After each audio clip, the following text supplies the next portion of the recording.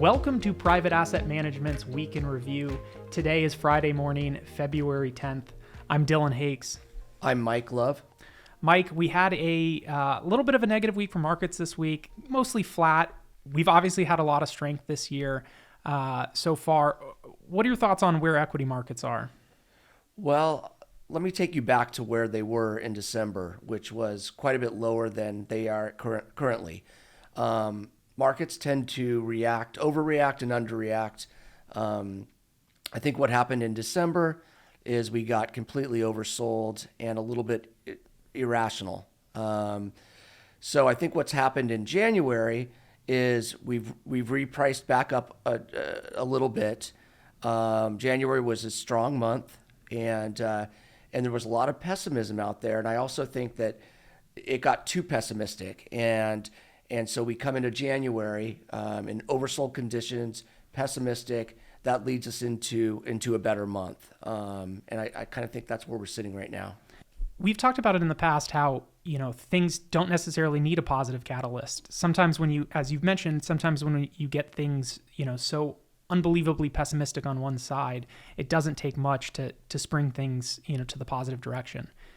We had a couple of these rallies last year. They tended to be, or they turned out to be more of a bear market bounce. What do you feel about this time? Is this another bear market bounce that we're in the middle of, or is this, the start of potentially a sustained rally? I think calling a near-term move is extremely difficult. I do think that having the market repriced to where it is now and expectations being low, that this feels a little bit different. And I feel like we have put in a pretty good base. And my own opinion is that we've hit the lows. So I do expect a better year. It would be very odd to have back-to-back down years. Not to say it can't happen, but it's not a normal scenario. So I do expect us to have a much better year than last year. Absolutely. I think we had heard from a lot of analysts on the street, predicting some sort of big sell-off in the first quarter. That obviously hasn't come to fruition yet. We'll see what the rest of the first quarter brings us. 100%, and those analysts were not right. At least they haven't started out the year being right. And it seems like when you get so many people on one side of the argument, the other thing happens. It goes the other direction. And I think that's sort of where we're sitting right now. Absolutely. So the other element or the other big piece of news that we've gotten so far this month is earnings. We've heard from companies. This has potentially played a little bit into the rally that we've seen so far. What is your general sense of what you've heard from companies from earnings? I don't think earnings have been that bad. And again, expectations were extremely low on earnings, and most companies have beat those low expectations. To give you an example of a big company that everybody knows is Microsoft. Microsoft came out with a very average quarter, really mediocre. In fact, you couldn't really pick out anything great about what they said. The stock reacted initially negative. By the end of the first trading day, it was back positive. And since then, we've moved up consistently almost on a daily basis since they reported their earnings. So there's a lot of cases like that. And then we're also getting some companies that are actually just coming out with good earnings.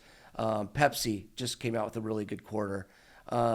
Procter & Gamble has come out with a very good quarter. So we are seeing some companies that are exceeding by a lot. So no, I think earnings season has gone better than expected. No, I would completely agree. I think, the pessimism at this point is so high that, the bar is very low for these companies to leap over. So I think, one of the elements that definitely feels different about this rally is that it is in the face of pessimism. We had a rally in the summer of last year. I think that was on a false hope that maybe the Fed wasn't going to go as far and that, the Fed was potentially done. That didn't turn out to be true. Now the market is rallying in spite of, you ask everybody and everybody's so pessimistic. Yep. I think that definitely feels different. That's when the market surprises and, why it's so difficult to predict things in short term. Absolutely. No, I agree. And we'll see. I mean, we've got a lot of the year still to play out. But I don't think that the expectations have really gone up much. And so I could see the scenario continuing throughout the course of the year. Turning back to, you mentioned Microsoft reported earnings. We talked about it on our video a couple of weeks ago, but one of the big stories that's out there over the last few weeks has been this battle between Microsoft and Google on their AI business. What are your thoughts on this? What we've heard and what's out there? Artificial intelligence is here, and we've heard that from several companies now. This last week, Microsoft came out with a special announcement and a press conference talking about their individual artificial intelligence product. Google has one too.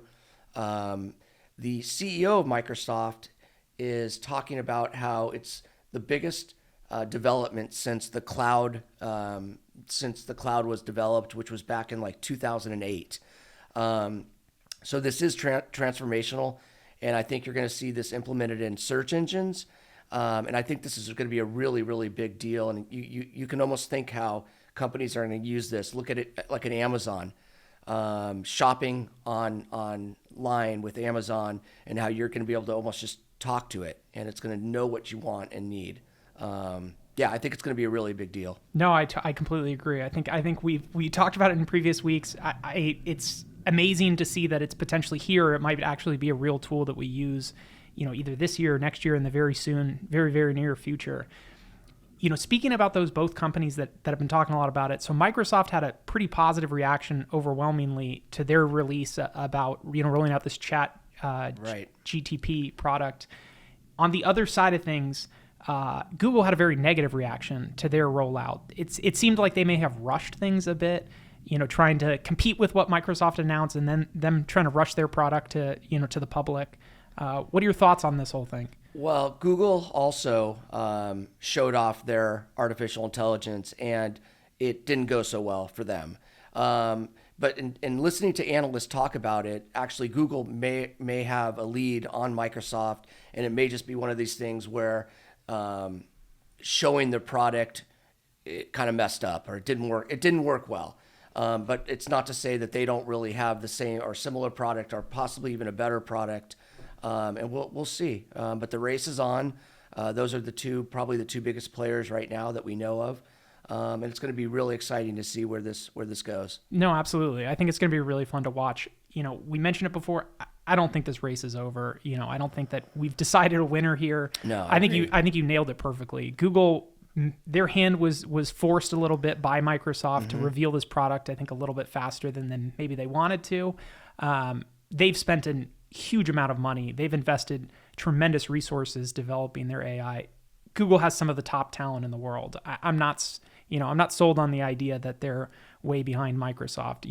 But I think its potential, has the potential to be exciting for all the companies that are getting involved in this. Well, this is what we talk about, that these big tech companies are the crown jewel of the U.S. economy.